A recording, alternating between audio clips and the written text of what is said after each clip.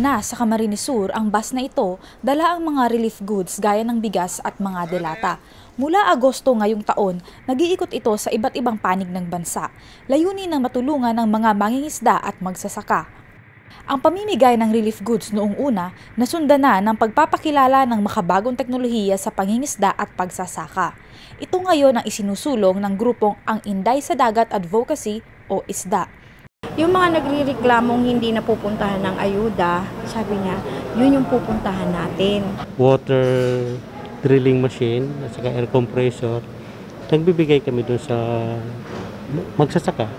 Binubuo ng mga voluntaryo ang ISDA na narating na ang Davao, General Santos, South Cotabato, Metro Manila, Tarlac at Pampanga. Magtulungan tayo, magkaisa tayo. Bukod sa Camarines Sur, bibisitahin din ng ISDA ang probinsya ng Albay. Sing Nantes, Kamsur News.